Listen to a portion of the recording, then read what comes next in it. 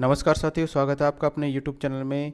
तो आज के वीडियो में अंतर्राष्ट्रीय क्रोनोलॉजी का राजस्थान पार्ट डिस्कस करेंगे और ये है मई मंथ की क्रोनोलॉजी। तो चलिए स्टार्ट करते हैं वीडियो को। पहली बार पंचायत राज मंत्रालय के द्वारा वित्त वर्ष 2022-23 के लिए PAI यानी पंचायत उन्नति सूचकांक की बेसलाइन रिपोर्ट जारी की गई है और इसके अंदर राजस्थान की स्थिति के बारे में बताया गया है। राजस्थान का प्रदर्शन इसके अंदर मिश्रित रहा है, यानी कि कोई भी ग्राम पंचायत राजस्थान की अचीवर और फ्रंट रनर श्रेणी में शामिल नहीं हुई है। ठीक है, तो कोई भी ग्राम पंचायत ऐसी नहीं है जो अचीवर श्रेणी में शामिल हुई हो या फ्रंट रनर में शामिल हुई है। राजस्थान के अंदर कुल ग्राम पंचायतों की बात करें तो कुल ग्राम पंचायतें राजस्थान के अंदर है 11,207। इसके अंदर आंकड़े पेश किए थे 10,634 ग्राम पंचायतों ने और इनके एनालिसिस के आधार पर जो श्रेणियां बनी हुई है उसके अंदर इनको अंक प्रदान किए गए। अचीवर श्रेणी जिसके अंदर 90+ अंक दिए जाते हैं, इसके अंदर कोई भी ग्राम पंचायत शामिल नहीं हुई। 75 से 90 अंक के में भी राजस्थान की कोई सी ग्राम पंचायत शामिल नहीं हुई। 60 से 75 अंक जिसको परफॉर्मर श्रेणी बोला जाता है, इसके अंदर 1,993 पंचायतें शामिल हुई है। आकांक्षी श्रेणी के अंदर 8,537 पंचायतें शामिल हुई है। बिगिनर श्रेणी के अंदर 104 ग्राम पंचायतें शामिल हुई है। तो क्वेश्चन आ सकता है कि सबसे ज़्यादा ग्राम पंचायतें कौन सी श्रेणी के अंदर शामिल हुई है राजस्थान की PAI सूचकांक के अंदर। तो ये जो है ये श्रेणी है, इसका नाम है आकांक्षी श्रेणी। इसके अंदर 40 से 60 अंक जो है अंक दिए जाते हैं। अब इसके अंदर जो टॉप परफॉर्मर रही वो रही है पिंडवाल सावला डूंगरपुर। ये ग्राम पंचायत जो है इसका स्कोर रहा है 72.17 स्कोर रहा है इसका। सेवाज खर्ची पाली का स्कोर 69.99 रहा। पूरा भारी धोड सीकर का स्कोर 69.50 रहा। साजनवासी नोखा बीकानेर का स्कोर 69.43 रहा। गोथरा लांबा चिड़ावर झुंझुनू का स्कोर रहा 69.36। तो आपको टॉप याद रखनी है कौन सी ग्राम पंचायत है, तो पिंडवाल सावला डूंगरपुर है जिसका स्कोर सबसे ज़्यादा रहा। PAI स्कोर के आधार पर निचली ग्राम पंचायतों की बात करें तो सबसे कम स्कोर रहा है डोलिका सिकंदरा दौसा की है ये ग्राम पंचायत। इसका सबसे कम स्कोर रहा है 34.29। नेक्स्ट है मुख्यमंत्री उत्कृष्टता एवं राजस्थान संपर्क पोर्टल पुरस्कार। तो राजस्थान के मुख्यमंत्री भजनलाल शर्मा ने 22 अप्रैल 2025 को सिविल सेवा दिवस मनाया जाता है। इस दिन 22 अप्रैल को मनाया जाता है सिविल सेवा दिवस।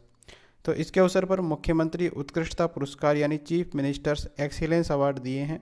इस समारोह में सार्वजनिक सेवाओं में जो उत्कृष्ट कार्य करने वाले अधिकारी कर्मचारी है इनको सम्मानित किया गया है। किसके अंदर 22 अप्रैल को सम्मानित किया गया है। मुख्यमंत्री उत्कृष्टता एवं संपर्क पोर्टल पुरस्कार भी इसके अंदर दिए गए हैं। ठीक है, तो इन पुरस्कारों का उद्देश्य क्या है? राज्य प्रशासन में बेहतर प्रदर्शन, नवाचार और जनहितैषी कार्यों को प्रोत्साहित करना। इसी कार्यक्रम के अंदर, ठीक है, ये जो कार्यक्रम था 22 अप्रैल का, इसके अंदर ही राजस्थान संपर्क पोर्टल पर जन अभियोगों के प्रभावी निस्तारण के लिए उत्कृष्ट कार्य करने वाले जो जिला कलेक्टर है इनको भी सम्मानित किया गया है। ठीक है, तो राजस्थान संपर्क पोर्टल चलता है, उसके अंदर जिन्होंने अच्छा काम किया है जिला कलेक्टर उनको भी सम्मानित किया गया है।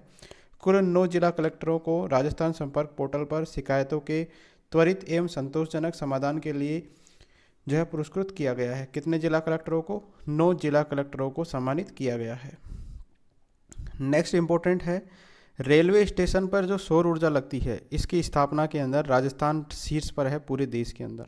ठीक है, तो रेलवे स्टेशन पर सौर ऊर्जा की स्थापना के मामले में राजस्थान का स्थान है टॉप। तो फरवरी 2025 तक के आंकड़ों के अनुसार राजस्थान में सर्वाधिक 275 जो रेलवे स्टेशन है इन पर सौर ऊर्जा संयंत्र स्थापित किए जा चुके हैं, जो देश में किसी भी राज्य के लिए सबसे अधिक संख्या है। तो राजस्थान में कितने रेलवे स्टेशनों पर सौर ऊर्जा संयंत्र स्थापित हो चुके हैं? तो 275 रेलवे स्टेशनों पर। इसकी जानकारी किसने दी है? केंद्रीय रेल मंत्री के द्वारा लोकसभा में एक बयान में दी गई है 2 अप्रैल को। फरवरी 2025 तक भारतीय रेलवे के कुल 2249 स्टेशनों और सेवा भवनों पर लगभग 209 मेगावाट की कुल सौर ऊर्जा क्षमता स्थापित की जा चुकी है। तो जो सारे इंडिया के हैं इनमें कितनी क्षमता की सौर ऊर्जा स्थापित की जा चुकी है? 209 मेगावाट की। और कुल कितने स्टेशनों पर? 2249 स्टेशनों पर।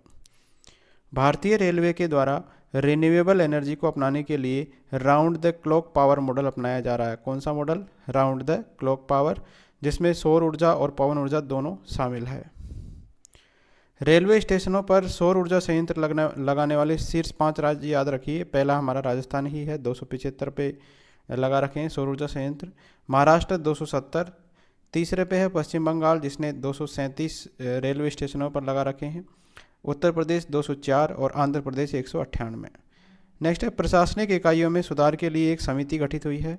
तो भजनलाल सरकार के द्वारा इसका गठन किया गया है अप्रैल 2025 के अंदर।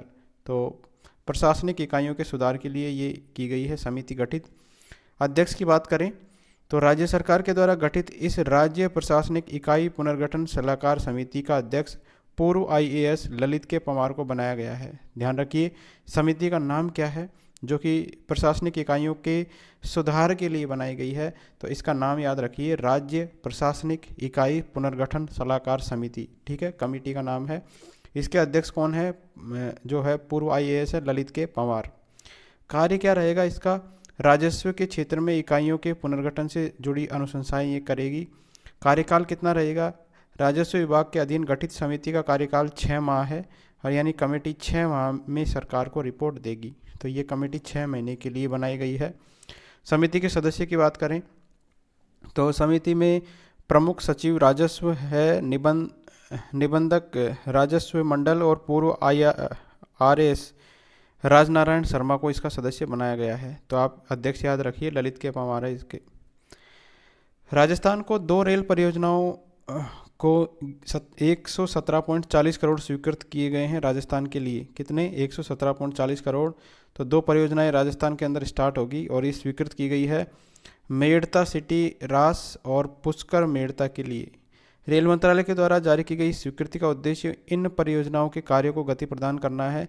इनमें से मेड़ता सिटी रास जो नई रेल लाइन परियोजना के लिए 32 करोड़ और पुष्कर मेड़ता नई रेल लाइन परियोजना के लिए 85.40 करोड़ रुपए आवंटित किए गए हैं। मेड़ता सिटी रास रेल परियोजना की प्रस्तावित लंबाई है 51.40 किलोमीटर और अनुमानित लागत है इसकी 947 करोड़। यह परियोजना मेड़ता और पाली जिलों को जोड़ेगी। वहीं पुष्कर मेड़ता रेल परियोजनाओं की लंबाई है 51.341 किलोमीटर और इस पर लगभग 799.64 करोड़ की लागत आने का अनुमान है। और ये रेल लाइन जो है नागौर और अजमेर जिलों के बीच में कनेक्टिविटी को बेहतर बनाएगी।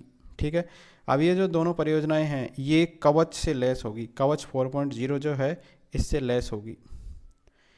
राज्य में Rajasthan data centre policy, logistic policy और राजस्थान वस्त्र एवं परिधान पॉलिसी विधिवत रूप से जारी की गई है। तो राजस्थान में के मुख्यमंत्री भजनलाल शर्मा ने 31 मार्च 2025 को राइजिंग राजस्थान इम्पैक्ट 1.0 कार्यक्रम के दौरान 3 महत्वपूर्ण नीतियों का शुभारंभ किया है। तो याद रखिए ये नीतियां कब से स्टार्ट हुई है, ये डेट याद रखिए, 31 मार्च 2025 से ये स्टार्ट हुई है।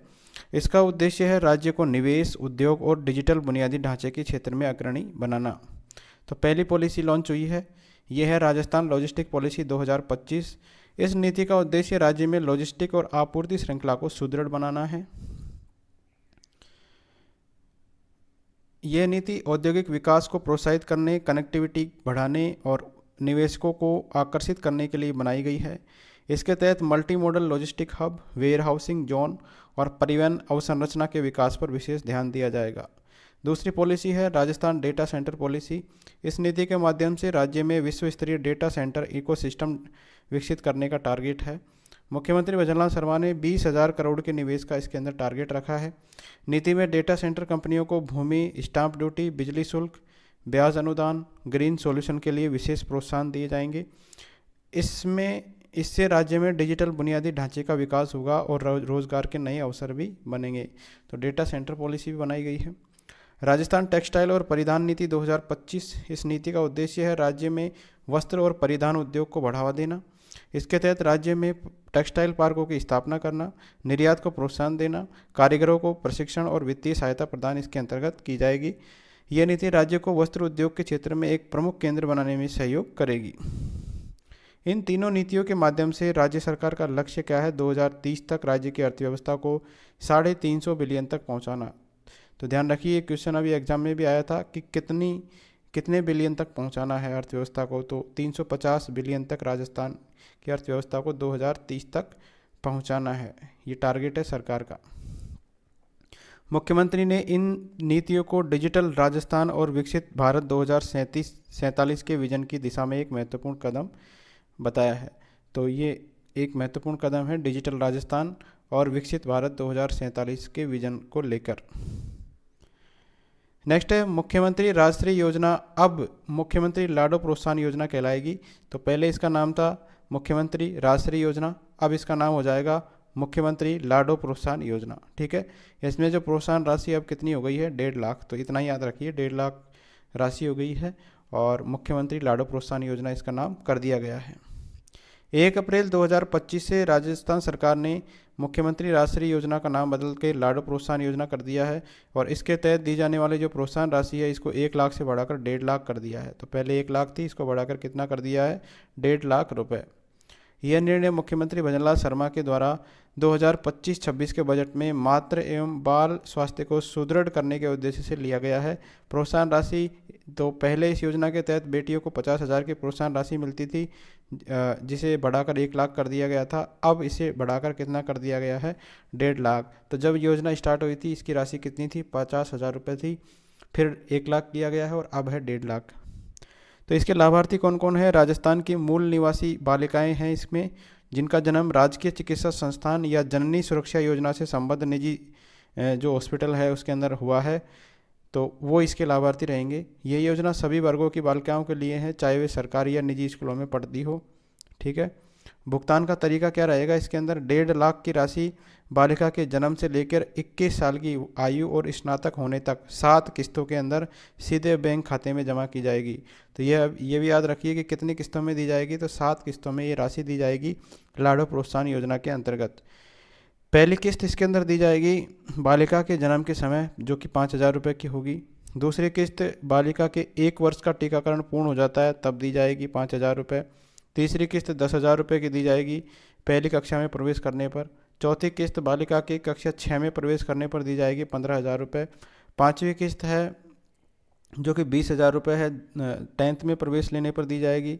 फिर 12th में प्रवेश लेने पर 25,000 की दी जाएगी।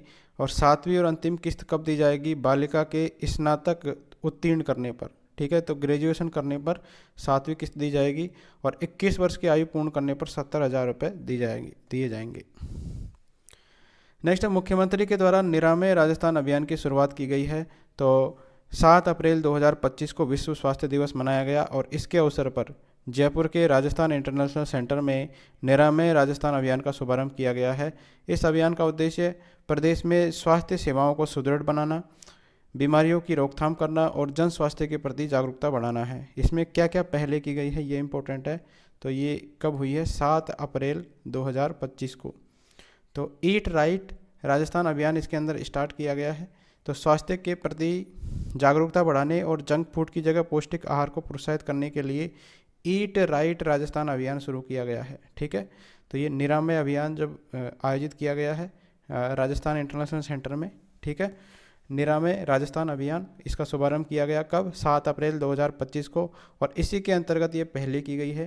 पहली पहल क्या है, ईट राइट राजस्थान अभियान। दूसरी पहल है मिशन मधुहारी। तो टाइप 1 डायबिटीज़ से ग्रसित जो बच्चे हैं इनके लिए समर्पित क्लिनिक की शुरुआत की जाएगी। इसकी पायलट परियोजना जयपुर, नागौर, उदयपुर और जोधपुर के 12 जिला और उप जिला अस्पतालों में की गई है। ठीक है, तो मिशन मधुहारी किससे संबंधित है, टाइप 1 डायबिटीज़ से पीड़ित जो बच्चे हैं उनके लिए है ये, और इनके लिए एक समर्पित क्लिनिक की शुरुआत की गई है इसके अंतर्गत। नेक्स्ट है मिशन लीवर स्माइल। तो फैटी लीवर जो है रोग की रोकथाम और उपचार के लिए विशेष अभियान चलाया गया है। मुख्यमंत्री आयुष्मान आदर्श ग्राम पंचायत योजना। तो स्वास्थ्य सूचकांकों में उत्कृष्ट प्रदर्शन करने वाली ग्राम पंचायतों को 11 लाख की जो है प्रोत्साहन राशि प्रदान की जाएगी। कितनी, 11 लाख की प्रोत्साहन राशि दी जाएगी मुख्यमंत्री आयुष्मान आदर्श ग्राम पंचायत योजना के तहत। ठीक है, स्वास्थ्य सेवाओं के विस्तार। तो 22 मोबाइल मेडिकल यूनिट रामरथ जिनका नाम रहेगा और 10 नई 108 एम्बुलेंस की सेवा के अंदर शामिल किया गया है। आयुष्मान योजना का मोबाइल ऐप और एआई आधारित एकीकृत मॉनिटरिंग सिस्टम का शुभारंभ किया गया है। ठीक है, तो आयुष्मान योजना के लिए एक मोबाइल ऐप होगा और एआई पर आधारित एक मॉनिटरिंग सिस्टम का भी शुभारंभ किया गया है। तो ये सारे कब किए गए हैं? निरामय राजस्थान अभियान के अवसर पर। नेक्स्ट, टीबी मुक्त अभियान। तो राज्य में 3355 ग्राम पंचायत को टीबी मुक्त घोषित किया गया है, जिससे राजस्थान ने देश में तीसरा स्थान प्राप्त किया है। ठीक है, तो टीबी मुक्त अभियान के अंतर्गत राजस्थान का कौन सा स्थान है? तीसरा स्थान है देश के अंदर, और अभी मुक्त घोषित किया गया है 3355 ग्राम पंचायतों को। नेक्स्ट, राजस्थान में महापौर के मानदेय में वृद्धि की गई है। तो अप्रैल 2025 में नगर निकायों के जो जनप्रतिनिधि है, जैसे महापौर है, सभापति है, अध्यक्ष है और पार्षद है, इनके मासिक भत्तों और बैठक मानदेय में लगभग कितनी 10% की वृद्धि की गई है। 1 अप्रैल 2025 से ये प्रभावी होगा। तो इनके मासिक भत्ते कितने हैं? तो नगर निगम महापौर का मासिक भत्ता है 33,396 पर मंथ। नगर परिषद सभापति जो होता है इसको मिलते हैं 20,038 प्रति माह। नगर पालिका अध्यक्ष को मिलते हैं 12,524 प्रति माह। तो पार्षदों के बैठक मानदेय की बात करें तो नगर निगम पार्षद को 1,002 प्रति बैठक मिलते हैं, अधिकतम 3,006 पर मंथ मिलते हैं। नगर परिषद पार्षद की बात करें तो 835 रुपये पर बैठक मिलते हैं, अधिकतम 2,505 प्रति माह मिलते हैं। नगर पालिका पार्षद को 668 प्रति बैठक मिलते हैं, अधिकतम जो है 2,003 प्रति माह मिलते हैं। ठीक है, तो इनके मानदेय में 10% की वृद्धि की गई है। PFMTI और CIIL इनके बीच में MOU किया गया है। तो PFMTI और CIEL इन दोनों के बीच में MOU किसको लेकर हुआ है? तो वित्त विभाग के द्वारा स्थापित है public financial management and training institute. तो फुल फॉर्म याद रखिए, किसके द्वारा स्थापित किया गया है? राज्य सरकार के वित्त विभाग के द्वारा। और ये कौन सा डिपार्टमेंट है? Public financial management and training institute. और the centre for investment education and learning private limited CIEL के मध्य 26 अप्रैल को एक MOU किया गया है। इसका टारगेट क्या है? इसका उद्देश्य क्या है? ये समझौतों का उद्देश्य राज्य सरकार के अधिकारियों और कर्मचारियों के बीच जो वित्तीय अनुशासन, निवेश, शिक्षा, कर तथा ऑडिट जैसे विषयों की वित्तीय साक्षरता और जागरूकता बढ़ाना। ठीक है, तो जो भी अधिकारी कर्मचारी है राजस्थान सरकार के, उनके बीच में जो वित्तीय फाइनेंशियल एजुकेशन है उसके लिए ये MOU किया गया है। किस किस के बीच में हुआ है? PFMTI और CIEL के बीच में। नेक्स्ट है, अलवर के अंदर गुरुकुल का लोकार्पण किया गया है। तो सिक्किम के राज्यपाल है ओम प्रकाश माथुर। इन्होंने अलवर जिले में वी शक्ति ट्रस्ट के द्वारा बनाए गए स्वामी विवेकानंद गुरुकुल का लोकार्पण किया है 27 अप्रैल 2025 को। ठीक है, इस गुरुकुल का लोकार्पण स्वामी विवेकानंद स्मारक पर सांसद निधि के द्वारा तैयार कक्ष के अंदर किया गया है। वस्तुतः केंद्रीय मंत्री भूपेंद्र यादव की पहल पर अलवर जिले में 101 लाइब्रेरी का निर्माण किया जा रहा है। तो कितनी? 101 लाइब्रेरी बन रही है अलवर के अंदर, और जिससे बच्चों और युवाओं को आधुनिक डिजिटल पद्धति से जो है शिक्षा सुगमता से प्राप्त हो सकेगी। गुरुकुल अभियान के तहत बनाए जाने वाली 101 लाइब्रेरी के अंदर अब तक 66 लाइब्रेरी बनकर तैयार है। शेष लाइब्रेरी 30 जून तक बन जाएगी। ठीक है, तो 101 लाइब्रेरी बनानी है अलवर के अंदर। सिक्किम के राज्यपाल माथुर ने तत्कालीन राज्यसभा सांसद के रूप में सांसद निधि से दिए गए 27 लाख से विवेकानंद स्मारक अलवर में पुस्तकालय कक्ष का निर्माण करवाया था, जिसमें वी शक्ति ट्रस्ट के द्वारा निर्मित लाइब्रेरी का निर्माण किया गया है। वन्यजीवों को संरक्षण के लिए बंदी पशु प्रयोजन योजना लागू की गई है। ठीक है, तो वन्यजीवों के संरक्षण के लिए है ये।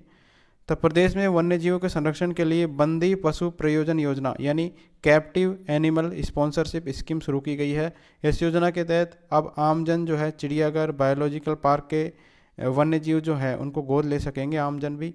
इस योजना के तहत आमजन, कॉरपोरेट संस्थाएं, पशु प्रेमी और मशहूर हस्तियां चिड़ियाघरों में किसी विशेष जानवर हुआ, बाड़े हुआ या बंदी प्रजनन परियोजनाओं को एक निश्चित अवधि के लिए प्रायोजित कर सकते हैं।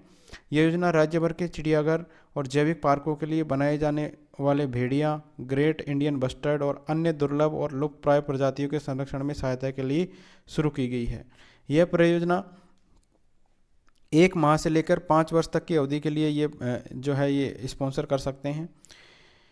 उल्लेखनीय है कि राजस्थान के अतिरिक्त कोलकाता प्राणी उद्यान कर्नाटक के मशहूर चिड़ियाघर, उड़ीसा के नंदनकानन चिड़ियाघर और विशाखापट्टनम चिड़ियाघर में इसी प्रकार की योजना शुरू की जा चुकी है। तो राजस्थान के अंदर भी स्टार्ट की गई है। इस योजना का नाम याद रखिए आप, बंदी पशु प्रयोजन योजना।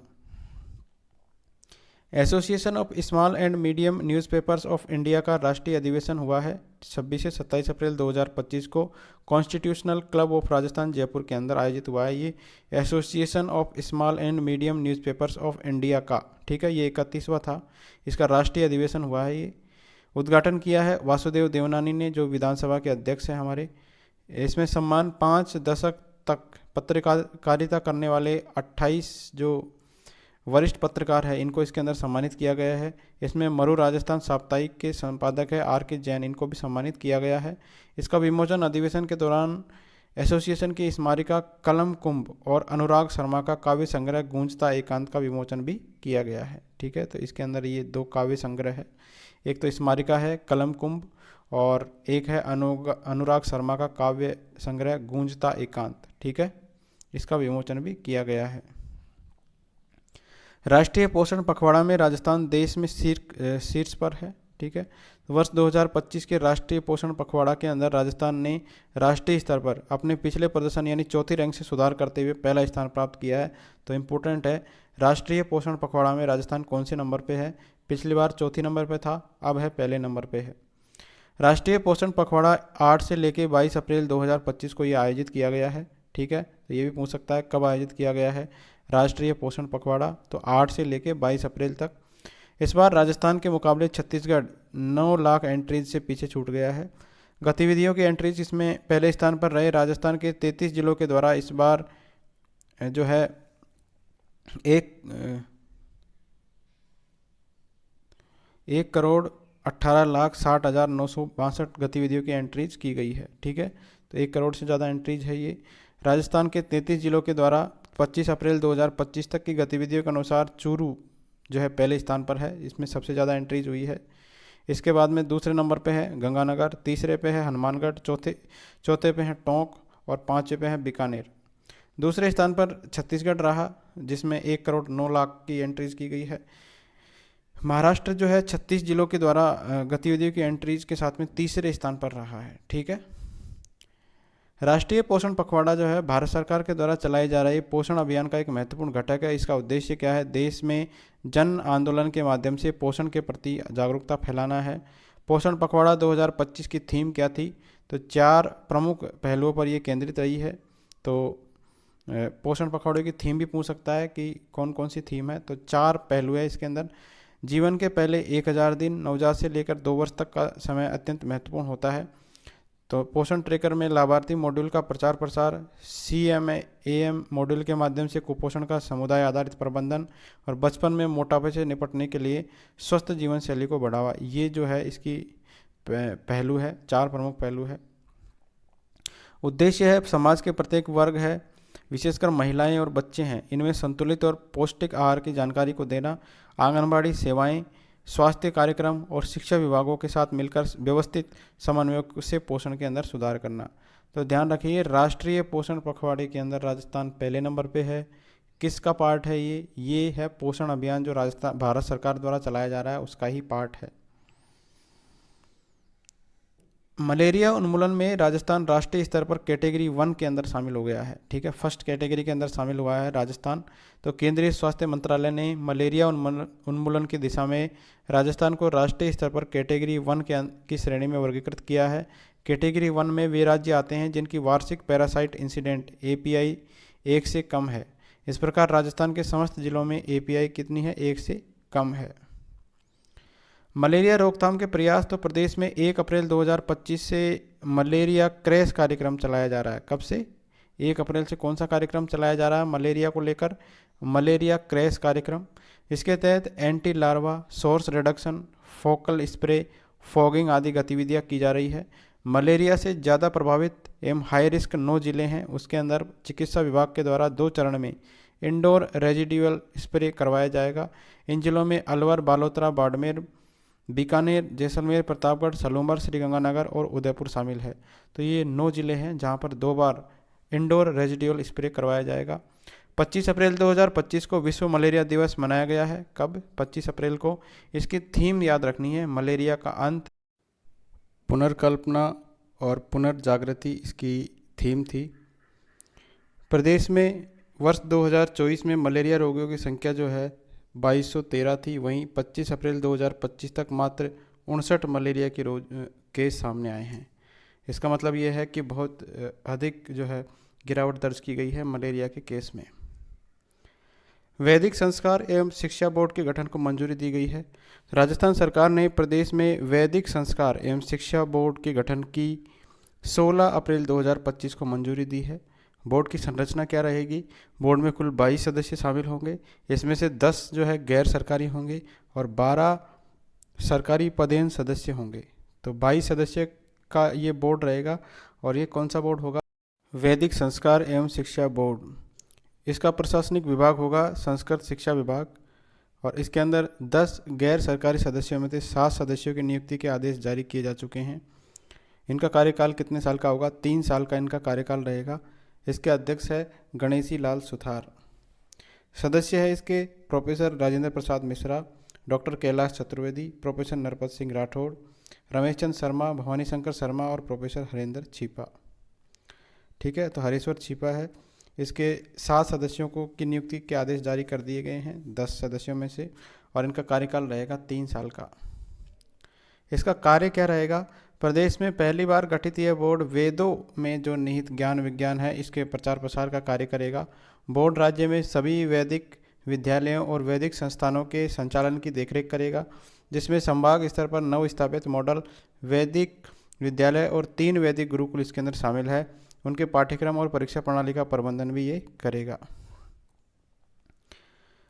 विधानसभा अध्यक्ष को मेवाड़ गौरव सम्मान दिया गया है। तो विधानसभा अध्यक्ष कौन है हमारे? ये है वासुदेव देवनानी, और इनको मेवाड़ गौरव सम्मान से सम्मानित किया गया है। उन्हें ये सम्मान जन चेतना मंच के द्वारा स्वर्गीय सुंदर सिंह भंडारी स्मृति व्याख्यान माला और अभिनंदन समारोह के अंदर 19 अप्रैल 2025 को प्रदान किया गया है। तो विधानसभा अध्यक्ष को मेवाड़ गौरव सम्मान दिया गया है। देवनानी को यह सम्मान उनकी उल्लेखनीय समाज सेवा, राजस्थान विधानसभा में किए गए नवाचार और वैचारिक क्रांति के लिए प्रदान किया गया है। वासुदेव देवनानी इस सम्मान को पाने वाले तीसरे व्यक्ति है। इससे पहले ये सम्मान स्वर्गीय सुंदर सिंह भंडारी 1999 में और गुलाबचंद कटारिया 2022 को मिल चुका है। तो तीसरे कौन है? वासुदेव देवनानी। राजस्थान में 1.3 गीगावाट क्षमता की सबसे बड़ी एकल स्थान सौर परियोजना का उद्घाटन किया गया है। तो सौर ऊर्जा कंपनी रिन्यू, इसने राजस्थान के जैसलमेर में अपनी 1.3 गीगावाट पीक GWP सौर परियोजना का उद्घाटन किया है 17 अप्रैल को। ठीक है, इस परियोजनाओं को 100% मैन बाय रिन्यू सौर पैनलों का उपयोग करके विकसित किया गया है। इसमें से 90% का निर्माण राजस्थान में रिन्यू की जयपुर स्थित सौर मॉड्यूल निर्माण सुविधा में किया गया है। ठीक है, तो इस कंपनी का नाम याद रखिए, क्या नाम है कंपनी का? रिन्यू। पहली बार है जब भारत में इस पैमाने की परियोजनाओं को पूरी तरीके से स्वदेशी रूप से निर्मित मॉड्यूल के साथ निष्पादित किया गया है। तो जैसलमेर के अंदर ये परियोजना स्थापित की जाएगी। जिला राजस्थान पोखरण और भाड़ियाना तहसील के गांव में यह परियोजना लगभग 3500 एकड़ क्षेत्र में फैली हुई है। ठीक है, तो परियोजना कौन सी है? ये परियोजना जो है 1.3 गीगावाट क्षमता की है, सबसे बड़ी एकल स्थल सौर परियोजना है। और ये भी याद रखिए कि ये सब ऐसी पहली परियोजना है जिसमें स्वदेशी निर्मित जो है मॉड्यूल इसका इस्तेमाल किया गया है। बाबा साहब अम्बेडकर संबल योजना शुरू की गई है। तो योजना का नाम है बाबा साहब अम्बेडकर संबल योजना। इसकी शुरुआत की गई है 14 अप्रैल 2025 को। ठीक है, शुभारंभकर्ता कौन है? मुख्यमंत्री जी है। उद्देश्य है अनुसूचित जाति बाहुल्य क्षेत्र गाँव में आधारभूत संरचना का विकास करना और समग्र उन्नयन सुनिश्चित करना। तो बाबा साहब अम्बेडकर संबल योजना शुरू कर दी गई है। भीमराव अम्बेडकर जयंती 14 अप्रैल 2025 से। लक्ष्य क्षेत्र इसके हैं ऐसे गांव जहां पर अनुसूचित जाति की जनसंख्या 50% से अधिक है, तो वहां पर ये जो है ये योजना स्टार्ट की गई है। बजट प्रावधान है 250 करोड़ रुपए का। रामदेवरा ब्रीडिंग सेंटर में पहली बार गोडावण का जन्म हुआ है। तो जैसलमेर ज़िले के रामदेवरा स्थित है गोडावण ब्रीडिंग सेंटर। इसके अंदर अंडे से गोडावण के चूजे का जन्म हुआ है, अंडे से हुआ है ये चूजा नर गोडावण सलखा और मादा गोडावण जेरी की संतति है। तो ये याद रखिए, माता पिता कौन है इसके, सलखा है पिताजी और माता है इसकी जेरी। ठीक है, तो ये ब्रीडिंग जो है गोडावण के चूजे का इससे जन्म हुआ है। पहली बार है जब रामदेवरा सेंटर से इस दुर्लभ पक्षी का जन्म हुआ है। प्रोजेक्ट GIC यानी GIB के तहत इस सेंटर में 6 अप्रैल 2025 के पहले गोडावण के चूजे का जन्म हुआ है। इस वर्ष जन्म लेने वाला ये 7वां चूजा है। इससे पहले इसी वर्ष सम के गोडावण ब्रीडिंग सेंटर में 6 चूजे जन्म ले चुके हैं। रामदेवरा एवं सम स्थित ब्रीडिंग सेंटर्स को मिलाकर गोडावण की संख्या कितनी हो गई है, 51 हो गई है। तो रामदेवरा और सम में जो ब्रीडिंग सेंटर्स के अंदर जो गोडावण की संख्या कितनी है, तो ये 51 है। केंद्र सरकार, wild life institute of India Dehradun और राज्य सरकार ने मिलकर प्रोजेक्ट GIB के तहत वर्ष 2018 में काम शुरू किया था। तो ये प्रोजेक्ट GIB है, ये याद रखिए किस किस का प्रोजेक्ट है ये, केंद्र सरकार, wild life institute of India Dehradun और राज्य सरकार। ठीक है, इन दोनों का मिलाकर ये प्रोजेक्ट है। वर्ष 2025 के मारवाड़ रत्न पुरस्कारों की घोषणा की गई है। 14 अप्रैल 2025 को मेहरानगढ़ म्यूजिक ट्रस्ट जोधपुर के अंदर ये प्रदान किए गए हैं। प्रदान समारोह जो है 12 मई 2025 को जोधपुर स्थापना दिवस के अवसर पर मेहरानगढ़ दुर्ग में आयोजित किया जाएगा ये प्रदान समारोह। पुरस्कारों की संख्या की बात करें तो 18 श्रेणी में पुरस्कार दिए जाएंगे। इसका उद्देश्य क्या है? इसका उद्देश्य है कला, साहित्य, संस्कृति, समाज सेवा, विज्ञान सहित विभिन्न क्षेत्रों में उल्लेखनीय योगदान करने वाली मारवाड़ की प्रतिभाओं को सम्मानित और प्रोत्साहित करना। ये केवल मारवाड़ के लिए है। प्रमुख पुरस्कार विजेता पैरालंपिक राइफल शूटर है अवनी लेखरा है इसके अंदर। चिरंजीव युवराज शिवराज सिंह सम्मान इनको दिया जाएगा। पद्मश्री बतुल बेगम है। महाराजा विजय सिंह सम्मान सहित कई स्थितियाँ इसके अंदर शामिल है। तो ये पुरस्कार जो है इसका प्रदान समारोह 12 मई 2025 को किया जाएगा। ठीक है, और इसकी घोषणा कर दी गई है 14 अप्रैल को। सिवाना की पहाड़ियों में दुर्लभ खनिज की खोज की गई है। ठीक है, राजस्थान के नवगठित जिला है बालोतरा। इसकी जो सिवाना पहाड़ियां हैं इसके अंदर दुर्लभ खनिजों के भंडार मिले हैं। बालोतरा में वस्तुतः 1,11,845 टन दुर्लभ मृदा तत्व ऑक्साइड मौजूद है। भारत सरकार के परमाणु ऊर्जा विभाग ने इस खोज की अब आधिकारिक पुष्टि कर दी है। तो क्या है यहाँ पर बालोतरा के अंदर? बालोतरा के अंदर है 1,11,845 टन दुर्लभ मृदा तत्व है ऑक्साइड, दुर्लभ मृदा तत्व ऑक्साइड मौजूद है। इस खोज के साथ ही सिवाना क्षेत्र को राष्ट्रीय महत्वपूर्ण खनिज मिशन के अंदर भी शामिल कर लिया गया है। उल्लेखनीय है कि सामरिक और महत्वपूर्ण खनिजों की क्षमता को लेकर राज्य में 35 परियोजनाएं हैं और 195 अन्वेषण का कार्य चल रहा है। ठीक है, तो महत्वपूर्ण खनिजों को लेकर कितनी परियोजनाएं चल रही है राजस्थान में? 35 परियोजनाएं चल रही हैं और 195 अन्वेषण का कार्य चल रहा है। बूंदी में अत्याधुनिक शूटिंग रेंज। तो राजस्थान के बूंदी जिले में पहली अत्याधुनिक शूटिंग रेंज की स्थापना की गई है। इस रेंज की शुरुआत टॉप गन शूटिंग अकादमी के द्वारा की गई है, जो पहले से ही दिल्ली, गुरुग्राम, जयपुर और रायपुर में अपनी शाखाएं संचालित कर रही है। टॉप गन शूटिंग अकादमी की स्थापना पूर्व अंतर्राष्ट्रीय शूटर है सिमोन शरीफ, इनके द्वारा की गई है। यह रेंज अत्याधुनिक उपकरणों से सुसज्जित है और एक साथ 6 खिलाड़ी इसके अंदर अभ्यास कर सकते हैं। तो शूटिंग रेंज स्टार्ट की गई है बूंदी जिले के अंदर, राजस्थान के बूंदी जिले में। इंडिया स्किल्स रिपोर्ट 2025 की बात करें तो राजस्थान में महिलाओं के लिए सर्वाधिक रोजगार संसाधन है। इंडिया स्किल्स रिपोर्ट 2025 के निष्कर्षों के अनुसार राजस्थान राज्य महिलाओं के लिए रोजगार संसाधन उपलब्ध करवाने के मामले में देश भर में पहले स्थान पर है। यानी महिलाओं को सबसे ज़्यादा रोजगार कौन दे रहा है? राजस्थान राज्य। यह रिपोर्ट राजस्थान में महिला कार्यबल हेतु अवसरों की उपलब्धता में एक सकारात्मक प्रवृत्ति दिखाती है। इस रिपोर्ट का नाम क्या है? इस रिपोर्ट का नाम है इंडिया स्किल रिपोर्ट 2025 और वीबॉक्स के द्वारा विभिन्न साझेदारों के साथ ये जारी की गई है मिलकर। राजस्थान की रैंकिंग तो महिलाओं के लिए रोजगार संसाधन प्रदान करने वाले राज्य में राजस्थान टॉप पर है। उपलब्ध संसाधन परसेंट की बात करें तो राजस्थान में महिलाओं के लिए 89.38% रोजगार संसाधन उपलब्ध है। यानी कि रोजगार संसाधनों की बात करें तो राजस्थान टॉप पे है। कितने परसेंटेज रोजगार संसाधन है? तो 89.38% रोजगार संसाधन मौजूद है महिलाओं के लिए। अब खेल से संबंधित न्यूज़ डिस्कस करते हैं। 34वीं सब जूनियर नेशनल कबड्डी चैंपियनशिप में राजस्थान विजेता बना है। तो राजस्थान की बालिका कबड्डी टीम इसने 34वीं सब जूनियर नेशनल कबड्डी चैंपियनशिप 2025 में शानदार प्रदर्शन करते हुए गोल्ड मेडल जीता है। ठीक है, तो ये 34वीं थी और सब जूनियर वर्ग की थी नेशनल लेवल की कबड्डी चैंपियनशिप। बिहार के गया के अंदर हुई थी ये 27 से लेकर 30 मार्च 2025 को, और फाइनल मुकाबले में राजस्थान ने हरियाणा को हराया है। टीम के कोच सुरजन चौधरी और टीम के मैनेजर है राखी तंवर। प्रमुख खिलाड़ियों की बात करें तो ये कबड्डी के प्लेयर्स है, निकिता है, लक्षिता है, रितिका, ज्योति, पलक, अक्षिता, रिया, मीनाक्षी, मोनिका, प्रियंका, दीक्षा और रवीना।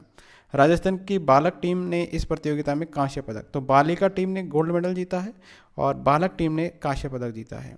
राजस्थान की बालक टीम जो है सेमीफाइनल में हार गई थी आंध्र प्रदेश से। खेलो इंडिया वुमेन नेशनल रैंकिंग तीरंदाजी टूर्नामेंट जयपुर के अंदर, तो दूसरे खेलो इंडिया वुमेन नेशनल रैंकिंग तीरंदाजी प्रतियोगिता का आयोजन जयपुर के जगतपुरा स्थित शूटिंग रेंज में 18 से लेकर 19 अप्रैल को आयोजित किया गया है। और इसके आयोजक कौन है? राजस्थान तीरंदाजी संघ। प्रतियोगिता में सीनियर, जूनियर, सब जूनियर, कंपाउंड और रिकर्व श्रेणी के अंदर प्रतियोगिता आयोजित की गई है। और प्रतिभागी इस टूर्नामेंट में देश भर से लगभग 400 तीरंदाजों ने इसमें भाग लिया था। तो ये आयोजित हुई थी खेलो इंडिया वुमेन नेशनल रैंकिंग तीरंदाजी टूर्नामेंट। कहाँ पर आयोजित हुई है? ये जयपुर के अंदर आयोजित हुई है। 47वीं junior national girls handball championship में राजस्थान को कांस्य पदक प्रदान किया गया है। ठीक है, तो ये 47वें नंबर की थी और ये थी junior national girls handball championship. तो 26 से 30 मार्च 2025 को लखनऊ उत्तर प्रदेश के केडी सिंह बाबू स्टेडियम में जो है ये आयोजित की गई है। उत्तर प्रदेश ने पहली बार खिताब जीतते हुए हिमाचल प्रदेश को इसके अंदर हराया है। राजस्थान को मिला है कांस्य पदक। राजस्थान और महाराष्ट्र की टीम ने संयुक्त रूप से तीसरा स्थान इसके अंदर प्राप्त किया है। राजस्थान की टीम के कोच की बात करें तो ये है प्रियदीप सिंह खंगारोत। राजस्थान की टीम आरती इसके अंदर कप्तान थी और कशिश शर्मा है, तनु शर्मा जयपुर हैंडबॉल अकादमी की है ये, नौरतीन मेवाड़ा, टीना, पूजा जाट, ममता, मुस्कान, चेतना शर्मा, सीमा मीणा माया जयपुर की है, निकिता गोदारा दुलमाना हैंडबॉल अकादमी हनुमानगढ़ की है, राजकमर चूरू, ज्योति श्री गंगानगर, कृष्णा कलाल बांसवाड़ा, कुसुम करौली, जुवेरिया टोंक और महिमा सीकर। तो ये थी और इन्होंने जो है कांस्य पदक जीता है। 47वीं जूनियर नेशनल गर्ल्स हैंडबॉल की प्लेयर्स है ये सारी। अंडर 20 राष्ट्रीय कुश्ती प्रतियोगिता कोटा के अंदर संपन्न हुई है। ठीक है, तो कोटा के राजस्थान रघुराई इंडोर स्पोर्ट्स कॉम्प्लेक्स के अंदर ही संपन्न हुई है। 20 से 22 अप्रैल को ये आयोजित की गई है। देश के लगभग 26 राज्यों से 800 से अधिक पहलवानों ने इसमें हिस्सा लिया है और प्रतियोगिता का उद्घाटन हमारे लोकसभा अध्यक्ष ओम बिरला जी ने किया है। अब इसका जो परिणाम क्या रहा?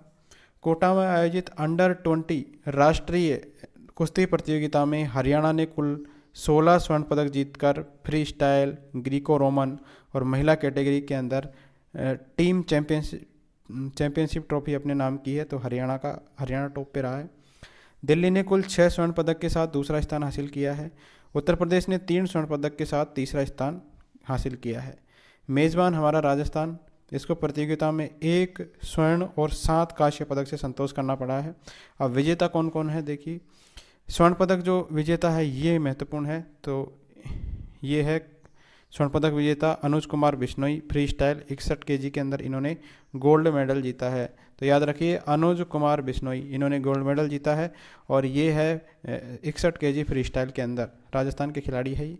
कांस्य पदक जीता है कविता मालू महिला कुश्ती के अंदर 53 केजी में, अंजलि साहू महिला कुश्ती के अंदर 59 केजी में, अश्विनी बिश्नोई महिला कुश्ती के अंदर 65 केजी में, माया माली महिला कुश्ती के अंदर 76 केजी में, कृष्णवीर फ्री स्टाइल के अंदर 125 केजी में, Yadvinder Singh Brar Greco Roman 97 KG में, Sahil Khan free style 97 KG में। तो ये सारे प्लेयर्स जो है ये कुश्ती के प्लेयर्स है। इसमें से अनुज कुमार बिश्नोई का आप याद रखिए नाम, ये कुश्ती के प्लेयर है और इन्होंने स्वर्ण पदक जीता है अभी हाल ही में कोटा के अंदर जो आयोजित हुई थी 20वीं राष्ट्रीय जो है अंडर 20 कुश्ती प्रतियोगिता में। प्रतियोगिता के उद्घाटन समारोह में राजस्थान राज्य कुश्ती संघ के अध्यक्ष है हमारे राजीव गुप्ता जी। तो ये भी इम्पोर्टेंट है कि राजस्थान राज्य कुश्ती संघ के अध्यक्ष कौन है, तो ये है राजीव गुप्ता, राजीव दत्ता। इन्होंने राजस्थान राज्य कुश्ती संघ के द्वारा 60 वर्ष की उम्र पूरी कर चुके पूर्व राजस्थान केसरी पहलवानों को 10,000 प्रतिमाह की आर्थिक सहायता देने की घोषणा की है। तो जो राजस्थान केसरी कहे जाते हैं, पूर्व राजस्थान केसरी पहलवान, इनको 10,000 रुपये प्रतिमाह की आर्थिक सहायता देने की घोषणा की है। किसने की है ये? राजस्थान राज्य कुश्ती संघ के अध्यक्ष है राजीव दत्ता, इन्होंने। All India Brahmaputra open squash में अवलोकित ने रजत पदक जीता है। तो पांचवी all India Brahmaputra open squash championship 2025 का आयोजन गुवाहाटी असम में 18 से लेकर 22 अप्रैल 2025 को किया गया है। इस प्रतियोगिता में जयपुर के अवलोकित सिंह ने अंडर 19 बालक वर्ग में रजत पदक जीता है। फाइनल में वह उत्तर प्रदेश के यूसा नफीस से हार गए थे। ठीक है, तो रजत पदक यानी सिल्वर मेडल जीता है किसने? ये है अवलोकित ने, अवलोकित सिंह है, इन्होंने, जयपुर के हैं ये। नेक्स्ट है धैर्य व राशि ने जीते हैं कांस्य पदक। तो अंडर 13 बालक वर्ग में राजस्थान के धैर्य गोगिया, इन्होंने कांस्य पदक जीता है। और अंडर 13 बालिका वर्ग में राशि चौधरी, इन्होंने कांस्य पदक जीता है। नेक्स्ट है कनिका चौधरी ने ITF मास्टर्स में 3 जो है खिताब जीते हैं। गुलाबी नगरी जयपुर की टेनिस खिलाड़ी है ये कनिका चौधरी। तो ये याद रखिए कि कनिका चौधरी कहाँ की है और किससे संबंधित है।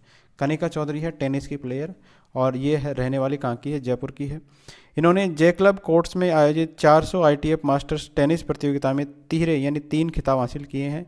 कनिका ने महिला एकल का खिताब जीतने के साथ साथ ही युगल और मिश्रित युगल भी इन्होंने जीते हैं। ठीक है, तो तीनों जो है खिताब जीते हैं। महिला एकल 30+ कैटेगरी में उन्होंने नोएडा की नेहा मनीषा को 6-2, 6-0 से पराजित किया। युगल के अंदर कनिका और रानी स्मृता की जोड़ी ने फाइनल में चेजना और नेहा मनीषा की जोड़ी को हराया। और मिश्रित युगल की बात करें तो मिश्रित युगल स्पर्धा में कनिका चौधरी ने विकास चौधरी के साथ भागीदारी में विवेक और सिद्धि को शिकस्त दी। ठीक है, तो एक तो एकल में जीता है इन्होंने, एक इन्होंने रानी स्मिता के साथ में जीता है युगल के अंदर, और मिश्रित युगल के अंदर विकास चौधरी के साथ इन्होंने जीता है। फजल बने हैं राजस्थान कैरम चैंपियन। तो राजस्थान राज्य स्तरीय कैरम चैंपियनशिप का आयोजन हाल ही में टोंक के अंदर आयोजित किया गया है, कैरम चैंपियनशिप। और इस चैंपियनशिप की एकल स्पर्धा के फाइनल मैच में जयपुर के हैं फजल अहमद, इन्होंने टोंक के अंसार को हराकर यह खिताब अपने नाम किया है। ठीक है, तो जयपुर के रहने वाले हैं और इनका नाम है फजल अहमद, इन्होंने टोंक के अंसार को हराया है। डबल स्पर्धा के फाइनल मैच में टोंक की अंसार हसन की जोड़ी ने जयपुर की रेहान शाहरुख की जोड़ी को हराया है। ठीक है, डबल स्पर्धा में टोंक ने जयपुर को हराया है और एकल स्पर्धा के अंदर जयपुर ने टोंक को हराया है। इस प्रतियोगिता में राजस्थान के 12 जिलों के लगभग 100 बेहतरीन खिलाड़ियों ने इसके अंदर हिस्सा लिया था। इस प्रतियोगिता में चुनी गई रैंकिंग टीम की आगामी नेशनल स्तर की जो विश्व विभिन्न चैंपियनशिप इसके अंदर भाग लेगी। लक्षिता महलावत ने जीता है डिस्कस थ्रो में कांस्य पदक। तो जयपुर की है ये लक्षिता महलावत, इन्होंने 15 से लेकर 18 अप्रैल 2025 तक सऊदी अरब के दमाम में आयोजित हुई थी 6वीं एशियन अंडर 18 एथलेटिक्स चैंपियनशिप में महिला डिस्कस थ्रो स्पर्धा में कांस्य पदक जीतकर भारत का नाम रोशन किया है। तो ये सऊदी अरब के अंदर इन्होंने जीता है। जयपुर की है लक्षिता महलावत, इनका नाम याद रखिए लक्षिता महलावत, और इन्होंने किस में जीता है? डिस्कस थ्रो में। और कौन सा पदक जीता है? कांस्य पदक। लक्षिता ने डिस्कस थ्रो में व्यक्तिगत सर्वश्रेष्ठ प्रदर्शन करते हुए 41.30 मीटर थ्रो के साथ में कांस्य पदक जीता है।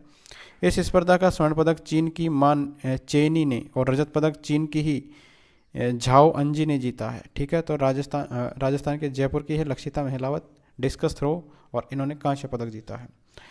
नेक्स्ट है राष्ट्रीय आरोग्य मेला। तो 4 दिवसीय राष्ट्रीय आरोग्य मेला का आयोजन जयपुर के राष्ट्रीय आयुर्वेद संस्थान में 11 से लेकर 14 अप्रैल को आयोजित किया गया है। इसके आयोजक है अखिल भारतीय आयुर्वेद महासम्मेलन और राजस्थान आयुर्वेद मैन्युफैक्चरिंग एसोसिएशन के संयुक्त तत्वाधान में राष्ट्रीय आरोग्य मेले का आयोजन किया गया है। आम जनता को आयुर्वेद के प्रति जागरूक करने के लिए राष्ट्रीय आरोग्य मेले का आयोजन किया गया है। नेक्स्ट है अरुण योगीराज। तो अयोध्या के श्री राम मंदिर में भगवान राम की प्रतिमा बनाने वाले शिल्पी है अरुण योगीराज। ठीक है, इनका नाम आपको याद होगा। इनको महाराजा गंगा सिंह विश्वविद्यालय के द्वारा PhD की पहली मानद उपाधि प्रदान की गई है। ठीक है, कौन से विश्वविद्यालय ने प्रदान की है? तो महाराजा गंगा सिंह विश्वविद्यालय ने पीएचडी की पहली मानद उपाधि प्रदान की है अरुण योगीराज को। उन्हें यह उपाधि राज्यपाल श्री हरिभाव बागड़े के द्वारा 15 अप्रैल 2025 को प्रदान की गई है। नेक्स्ट है दक्षिण पश्चिमी कमांड का स्थापना दिवस समारोह। तो सेना को दक्षिण पश्चिमी कमांड का 21वां स्थापना समारोह राजधानी जयपुर में आयोजित किया गया है।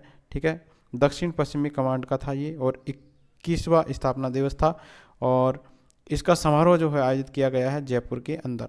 ठीक है, दक्षिण कमान भारतीय सेना की 7वीं है और सबसे युवा कमान है। दक्षिण पश्चिमी कमान की स्थापना पहले आर्मी कमांडर लेफ्टिनेंट जनरल के नागराज के द्वारा अप्रैल 2005 में जयपुर में ही इसकी स्थापना की गई थी। ठीक है, तो जयपुर के अंदर स्थापना की गई थी दक्षिण पश्चिमी कमांड की। भारतीय सेना 7 कमांड है इसके अंदर, उत्तरी है, पश्चिमी है, दक्षिणी है, पूर्वी है, मध्य है, दक्षिण पश्चिमी है और सेना प्रशिक्षण कमान के अंदर विभाजित है। इसलिए भारत की इस सेना कमांड को सप्त शक्ति कमांड कहा जाता है। नेक्स्ट है मनीषा चाहर बॉक्सिंग टीम की मुख्य कोच बनाई गई है। तो बॉक्सिंग टीम की मुख्य कोच कौन बनी है? Manisha Chahar. Boxing federation of India के तत्वाधान में 21 से 27 अप्रैल 2025 तक ग्रेटर नोएडा में आयोजित 7वीं यूथ नेशनल बॉक्सिंग चैंपियनशिप में राजस्थान बॉक्सिंग संघ ने NIS boxing coach Manisha Chahar को मुख्य कोच बनाया है। ठीक है, तो राजस्थान की बॉक्सिंग कोच कौन है? मनीषा चाहर। ठीक है, दुर्गेश युवा साहित्यकार पुरस्कार तो प्रयास संस्थान के द्वारा राजस्थानी भाषा के 35 वर्ष से कम आयु के साहित्यकारों को दिया जाने वाला है ये। ठीक है, राजस्थानी भाषा के जो 35 वर्ष से कम आयु के हैं उनको दिया जाता है दुर्गेश युवा साहित्यकार पुरस्कार। तो ये पुरस्कार जो है इस बार बाड़मेर के युवा कवि है जेठानंद, इनको उनकी काव्य कृति है थू जाग मिनक, इनके लिए दिया जाएगा। ठीक है, तो कवि जेठानंद को दिया जाएगा थू जाग मिनक के लिए। कौन सा पुरस्कार है ये? दुर्गेश प्रयास युवा पुरस्कार। पत्रिका न्यूज़ एक्ट को बेस्ट प्रोड्यूस न्यूज़ पॉडकास्ट सम्मान दिया गया है न्यूज़ एक्ट को। तो India audit summit and awards 2025 में पत्रिका न्यूज़ एक्ट को बेस्ट प्रोड्यूस्ड न्यूज़ पॉडकास्ट के प्रतिष्ठित सम्मान से सम्मानित किया गया है। यह पुरस्कार उनके उत्कृष्ट ऑडियो प्रोडक्शन, समाचार प्रस्तुति की गुणवत्ता और श्रोताओं के साथ प्रभावी संवाद के लिए प्रदान किया गया है। नेक्स्ट है अभिषेक श्रीवास्तव को राष्ट्रीय पत्रकारिता रत्न दिया गया है। तो राजस्थान पत्रिका के उदयपुर संस्करण के संपादकीय प्रभारी है अभिषेक श्रीवास्तव, इनको राष्ट्रीय पत्रकारिता रत्न पुरस्कार दिया गया है। ठीक है, किसने दिया है ये?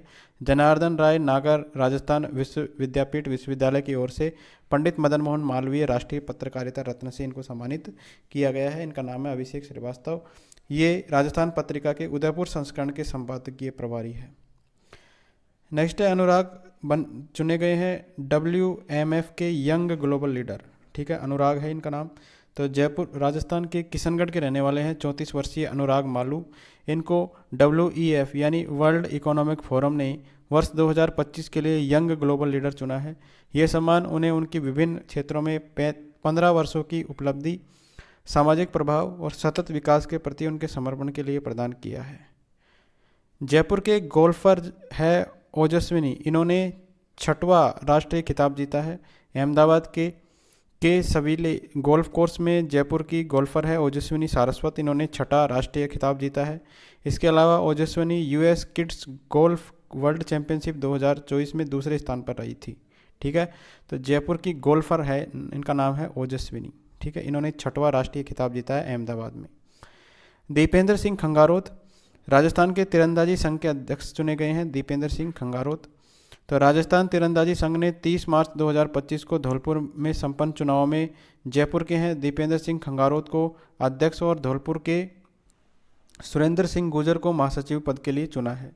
राजस्थान सरकार ने गृह राज्य मंत्री जवाहर सिंह बेडम को संघ का चेयरमैन बनाया है। चुनाव राजस्थान खेल अधिनियम 2005 के तहत 4 वर्ष के लिए कराए गए हैं। नेक्स्ट है महाराणा सांगा की 543वीं जयंती। तो महान योद्धा और राष्ट्रभक्त है महाराणा संग्राम सिंह प्रथम यानी महाराणा सांगा की 543वीं जयंती तिथि अनुसार 22 अप्रैल 2025 को मनाई गई है। महाराणा संग्राम सिंह प्रथम का जन्म वैशाख कृष्ण नवमी विक्रम संवत 1539 के अंदर इनका जन्म हुआ था। तो इनकी 593वीं जयंती थी ये, और 22 अप्रैल 2025 को ये मनाई गई है। नेक्स्ट है राजस्थान पुलिस स्थापना दिवस समारोह। तो राजस्थान पुलिस के 76वें स्थापना दिवस के अवसर पर राज्य भर में 3 दिवसीय समारोह 15 से लेकर 17 अप्रैल 2025 को आयोजित किया गया है। ठीक है, तो 76वां स्थापना दिवस था राजस्थान पुलिस का। जयपुर समारोह का जो मुख्य राज्य स्तरीय आयोजन कहाँ पर किया गया है? राजस्थान पुलिस अकादमी RPA जयपुर के अंदर 16 अप्रैल को आयोजित किया गया था ये। और नेक्स्ट है बतुल बेगम, सीन कॉफ निज़ाम और बैजनाथ महाराज पद्मश्री से सम्मानित हो चुके हैं। राष्ट्रपति द्रौपदी मुर्मू ने 28 अप्रैल 2025 को राष्ट्रपति भवन में आयोजित पहले नागरिक अलंकरण समारोह में वर्ष 2025 के लिए 71 हस्तियों को पद्म भूषण और पद्मश्री सम्मान प्रदान किए हैं। तो समारोह में राष्ट्रपति के द्वारा राजस्थान की प्रमुख हस्तियाँ 3 है ये, बतुल बेगम कला मांड और भजन गायक है ये, सीन कॉफ निज़ाम साहित्य और शिक्षा के अंदर दिया गया है उर्दू साहित्य, और बैजनाथ महाराज को दिया गया है अन्य श्रेणी के अंदर आध्यात्मवाद के लिए। इनको पद्मश्री अलंकरण से सम्मानित किया गया है। तो तीनों के नाम याद रखिए, बतुल बेगम, सीन कॉफ निज़ाम और बैजनाथ महाराज, इनको पद्मश्री दिया गया है। नेक्स्ट है ज्ञानदेव आहूजा। तो अलवर के रामगढ़ से पूर्व विधायक है ज्ञानदेव आहूजा। इनको भारतीय जनता पार्टी के प्राथमिक सदस्यता से अप्रैल 2025 में निष्कासित किया गया है ज्ञानदेव आहूजा को। ठीक है, ये कार्रवाई की गई 8 अप्रैल 2025 को अलवर के एक राम मंदिर में कांग्रेस नेता टीकाराम जूली के दौरे के बाद मंदिर को शुद्ध करने की और कथित घटना के बाद की गई है। ठीक है, तो ज्ञानदेव आहूजा को जो है ये भारतीय जनता पार्टी से निष्कासित कर दिया है। करंट अफेयर्स वन लाइनर्स देख लेते हैं। राज्य सरकार किस अधिनियम को वर्तमान परिप्रेक्ष्य से में प्रासंगिक बनाने के लिए नवीन कोऑपरेटिव कोड लेकर आएगी? तो राजस्थान सहकारिता अधिनियम 2001 को, ठीक है, वर्तमान परिप्रेक्ष्य में प्रासंगिक बनाने के लिए कोऑपरेटिव कोड लेकर आएगी राजस्थान सरकार।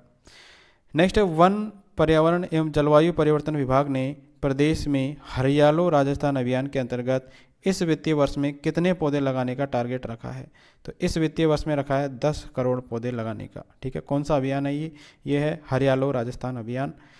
अगला है किस विधानसभा क्षेत्र की 4 प्रमुख सड़कों का नामकरण संत शिरोमणि श्री नामदेव जी महाराज, शहीद स्वर्गीय मेजर नटवर सिंह सक्तावत, शहीद अविनाश माहेश्वरी, वीरांगना झलकारी बाई के नाम पर किया गया है? तो अजमेर उत्तर विधानसभा क्षेत्र की है ये 4 प्रमुख सड़कें, इनका नाम जो है इनके नाम पर किया गया है। राज्य में खनिज खोज को बढ़ावा देने और गुणवत्तापूर्ण एक्सप्लोरेशन कार्य के लिए किस निकाय का गठन किया जाएगा? तो राजस्थान मिनरल एक्सप्लोरेशन कॉरपोरेशन का गठन किया जाएगा खनिज क्षेत्र में की खोज को बढ़ावा देने के लिए। ठीक है, तो याद रखिए इसका नाम क्या रहेगा? Rajasthan mineral exploration corporation.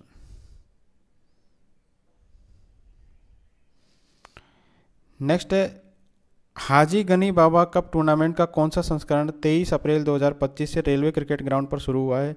तो 8वां था ये। मेवाड़ के पूर्व राज परिवार के सदस्य अरविंद सिंह मेवाड़ के निधन के बाद उनके उत्तराधिकारी पद पर राज्य अभिषेक किसका किया गया है 2 अप्रैल को? तो डॉक्टर लक्ष्यराज सिंह का। नेक्स्ट है संत धन्ना भगत जी की जन्मस्थली कहाँ है जहाँ उनकी जयंती महोत्सव कार्यक्रम 21 अप्रैल 2025 को आयोजित किया गया? तो संत धन्ना भगत इनके जन्मस्थली है नोखा नाड़ी फागी जयपुर के अंदर। जायसवाल जैन समाज के द्वारा पंच कल्याणक महोत्सव का आयोजन 20 से 25 अप्रैल को कहाँ किया गया है? तो अजमेर के अंदर पंच कल्याणक महोत्सव का आयोजन किया गया। महात्मा ज्योतिबा फुले की कौन सी जयंती 11 अप्रैल 2025 को आयोजित की गई है? तो 198वीं जयंती थी।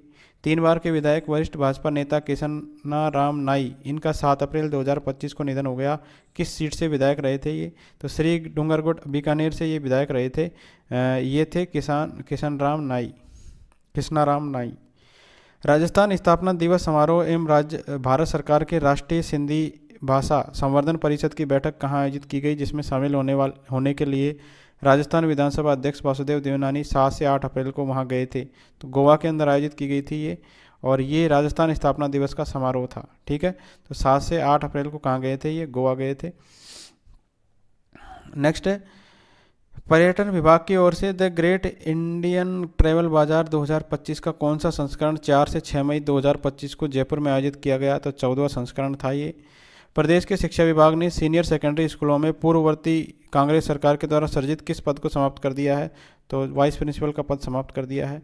स्थानीय स्तर पर फल उत्पादन को प्रोत्साहित करने के लिए प्रदेश की प्रत्येक ग्राम पंचायत में किस नाम से एक वाटिका विकसित की गई है? तो मॉडल पंचायत फल वाटिका के नाम से एक मॉडल वाटिका विकसित की गई। कैंसर की पहचान एवं रोकथाम के लिए एम्स जोधपुर ने किस संस्थान के साथ एमओयू किया है? तो एम्स भोपाल के साथ किया है। नागौर में आयोजित साहित्यकार सम्मान समारोह में जयपुर के राजेंद्र मोहन वर्मा को उनके किस योगदान के लिए वय वंदन पुरस्कार अप्रैल 2025 में प्रदान किया है? तो राजस्थानी भाषा में लेखन के लिए इनको ये प्रदान किया है। मुख्यमंत्री भजनलाल सरकार ने चूरू में किस नाम से एक ऑडिटोरियम बनवाने की घोषणा की है 21 अप्रैल 2025 को? तो ये है doctor Ambedkar auditorium. Thank you friends.